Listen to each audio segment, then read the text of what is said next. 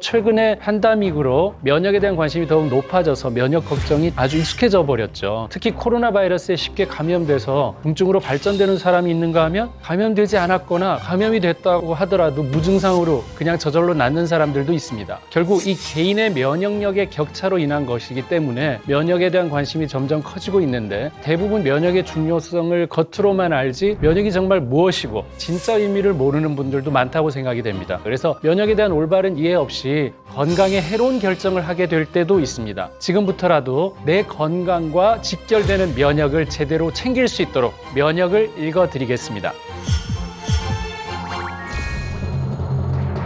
안녕하세요. 의학박사 서재걸입니다. 면역이란 말은 요즘 이제 익숙한 단어가 됐죠. 눈 주변이 파르르 떨리거나 입안이 헐고 입술 주위에 수포 자꾸 생길 때, 야, 나 요즘 면역력 떨어졌나 봐, 걱정되고 이런 분들도 계실 거고, 감염성 질환으로 면역이 필요할 때도 있고요. 아토피 피부염, 음식 알러지, 또 비염, 천식같이 알레르기 질환이 있을 때도 면역과 일부 관련이 있습니다. 우리가 숨쉬는 공기, 먹는 음식, 또 매일 접촉하는 물체에는 세균, 바이러스, 미세먼지, 기생충, 곰팡이 같은 해로운 각종 병원체가 같이 살고 있는 거거든요. 근데 우리가 조금이라도 경계태세를 늦추면 병원체가 몸 안에 들어와서 우리를 공격하는 대상이 될 수가 있습니다. 그래서 면역은 우리 눈에는 보이지 않지만 보호막처럼 내 몸을 스스로 지키고 있는 몸속 방어 시스템입니다. 그래서 저는 우리 몸에 있는 100명의 의사라고 표현을 합니다.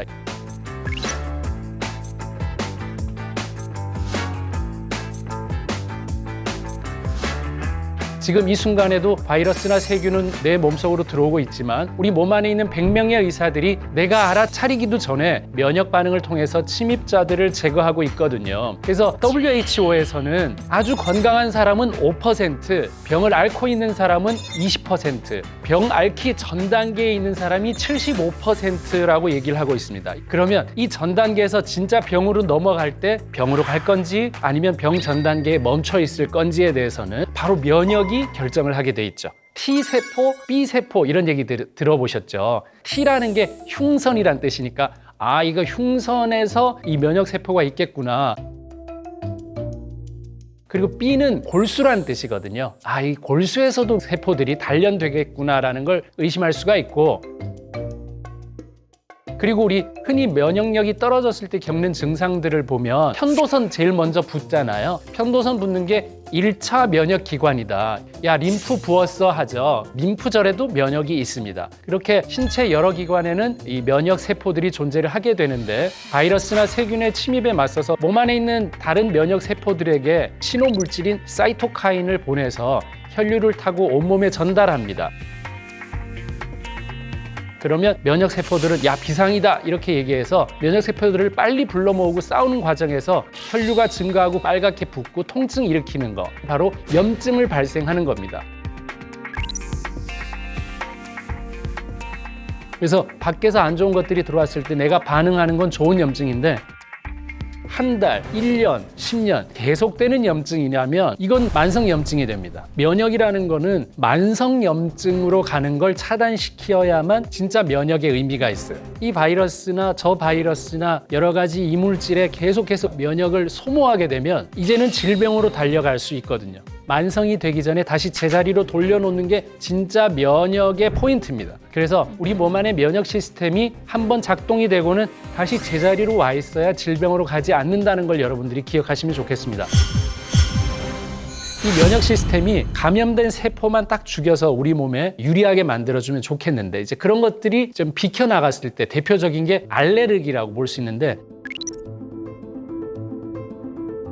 예를 들어 꽃가루는 눈이나 코로 조금 들어오더라도 보통 사람들은 별 문제 없이 지나가는데, 꽃가루에 알레르기 반응이 일어나는 사람들은 면역 시스템이 이걸 바로 항원으로 인식하기 때문입니다. 이 자가 면역 질환도 마찬가지로 생길 수 있는데, 이 면역 시스템이 자기하고 남을 구분할 수 있는 능력을 상실해버리면 이게 난지를 모르고 나를 찌를 수도 있다는 거죠.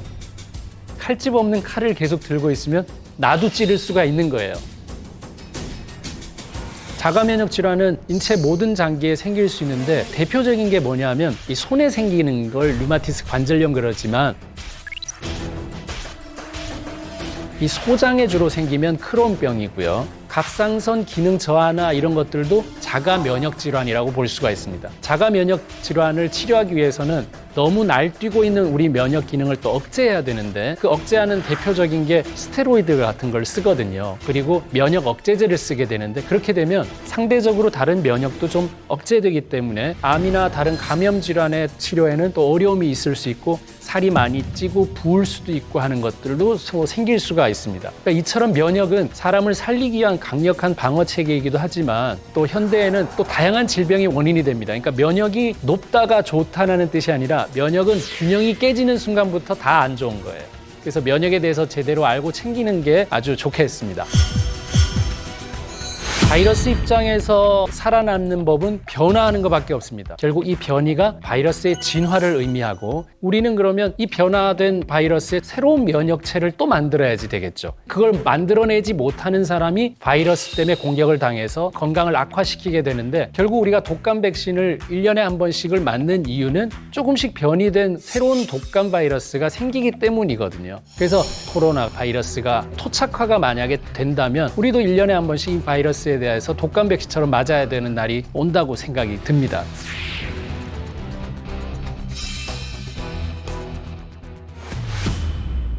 C형 간염 같은 바이러스는 너무 변이 속도가 빠르기 때문에 백신이 계속해서 개발되지 못하겠죠. 너무 빨리 변하니까. 그래서 여러분들이 평소 면역을 잘 다스려야 되는 게 이런 것들, 빨리 변하는 바이러스에 대한 문제고요. 그렇게 아무리 변해도 내가 이겨내려면 우리 몸의 면역이 얼마나 중요한지를 여러분들이 아시는 게 좋겠습니다. 바이러스가 살아남는 방법에 또 한 가지가 있습니다. 잠복입니다. 이제 우리 형사분들께서 범인 체포하기 위해서 빵하고 우유 드시면서 컵라면하고 이제 열심히 잠복하시는 거 기억날 텐데 이렇게 좀 숨어 있다가 때를 기다리는 거 바이러스가 또 이런 것들을 하는 애들이 있죠. 그래서 여러분들 헤르페스 바이러스 얘기 많이 들어봤죠. 과로하거나 피곤할 때 입술 주위에 물집 생기는 이런 애들은 한번 들어오면은 없어지는 게 아니라 신경절이라는 곳에 조용히 살고 있다가 이 주인님께서 몸 안 좋고 이럴 때 싹 다시 증식하면서 물집 나타내고 하는 거거든요. 그래서 헤르페스 바이러스가 자꾸 생기면은 피곤하다, 면역에 대한 문제가 있다라는 걸 얘기할 수 있고 이런 친척 바이러스가 바로 수두, 대상포진 바이러스 이런 것들이 이제 있겠죠. 그럼 면역은 처음 어디에서 왔느냐를 말씀드리고 싶은데 태아 때부터 면역이 생깁니다. 처음에는 태아는 엄마한테 기생하고 있는 생명체이기 때문에 탯줄로 전해준 걸 가지고 면역을 지키고 있다가 태어나면 폐호흡을 하게 됩니다. 그때 수많은 균들이 들어와서 여기에 자리 잡은 균이 어떤 건지에 따라서 내 면역이 결정이 되는 거예요. 그래서 아이들은 태어나서 2년 안에 면역 형성이 평생 면역의 70%까지 담당할 수 있다라고도 얘기가 되어 있기 때문에 굉장히 중요한 거라고 볼 수가 있습니다. 선천 면역에서 다 안 될 때 그 다음이 후천 면역입니다. 여러분 어떻게 살고 있냐가 굉장히 중요합니다. 뭘 먹는지도 굉장히 중요하고요. 그래서 오늘 여러분들이 쉽게 알 수 있는 면역 점수를 한번 소개하려고 합니다. 첫 번째는 술을 드시는 분은 마이너스 10점. 네, 벌써 마이너스 10점이죠. 네. 자, 두 번째, 담배를 피우시는 분도 마이너스 10점입니다. 자, 그리고 세 번째, 밀가루나 설탕이나 짠 것, 이거 세 개 중에 좋아하는 게 들어있다면 마이너스 10점입니다.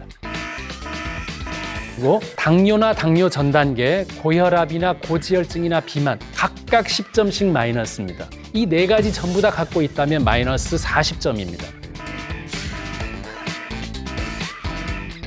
그리고 스트레스를 받는다면 마이너스 10점입니다. 그리고 운동을 안 하면 마이너스 10점. 그리고 나이가 35세 이후는 그냥 마이너스 10점입니다. 100점에서 이 점수들을 빼면 됩니다. 그래서 60점이 넘을 때는 면역이 나는 살아있는 거고 60점이 안 되면 면역이 떨어져 있다라고 생각하시면 되는데 이 면역 점수를 안전하게 획득을 하려면 술, 담배, 밀가루, 설탕, 스트레스, 짠 음식 이걸 안 하던가 당뇨나 고지혈, 고혈압이나 비만에 안 걸려 있던가를 해야 됩니다. 근데 참 놀랍게도 당뇨, 고지혈, 고혈압, 비만이 있는 사람이 하필 또 술, 담배, 밀가루, 설탕, 짠 음식을 또 잘 먹게 돼서 면역을 급격하게 떨어뜨리는 경우가 많거든요. 그래서 여러분들이 이 점수를 잘 생각하면서 조율을 하시는 게 좋겠습니다. 그러면은 면역력은 타고나는 걸까 만들어지는 걸까 이런 생각을 많이 하게 되겠죠. 그래서 뭐 두 가지 다인데요. 우리 부모님 자식이잖아요. 그러니까 부모님의 유전자로부터 물려받은 면역력이 있습니다. 첫 번째고요. 두 번째는 더 중요한 게 그 부모님처럼 살아서입니다. 아빠가 암이어서 내가 암이 걸리는 게 아니라 아빠처럼 살아서 내가 암이 걸리는 거예요. 이 식습관이나 생활 환경이나 태도, 밥 먹고 맨날 술을 드시면 나도 뭔가 나중에 커서 뭘 마시겠죠. 밥 먹고 맨날 누워 있으면 나도 맨날 누워 있겠죠. 자, 이런 것들이 훨씬 더 중요하다는 건데 이런 분도 있어요. 제주도에 딱 도착하면은 알러지나 이런 게 그 공항에서부터 사라진대요. 아토피 아이들도 제가 너무 많이 봤고 주변에 환경 때문에 그런 사람들을 많이 봤는데 치료는 약으로 하는 게 아니라 결국은 환경을 바꾸면 나아요. 하지만 여러분들이 공기를 바꿀 수 없다면 내 몸을 바꿀 수밖에 없기 때문에 여러분들이 이 면역 기능을 잘 조절을 해야 되겠고 식습관을 잘 조절을 해야 됩니다. 오늘 면역에 대한 기본적인 것들을 설명을 드렸는데요. 면역은 내가 할 수 있는 것들을 하고 해야 되지 않아야 될 거를 안 하는 거에서부터 오는 게 면역입니다. 여러분들은 하던 걸 그대로 하면서 몸이 좋아지길 원하고 있죠. 절대 몸이 좋아지지 않고 이 환경이 서울이 제주도가 되지 않는 이상, 내가 우리 부모님의 자식인 이상은 바꿀 수 있는 건 유일한 건 본인의 식습관입니다. 그러니까 여러분이 식습관 하나가 바뀌면 몸의 면역이 전체가 바뀔 수 있다는 것을 꼭 명심하시면 이 면역이 중요한 시대를 사는 좋은 방법이 될 수 있습니다.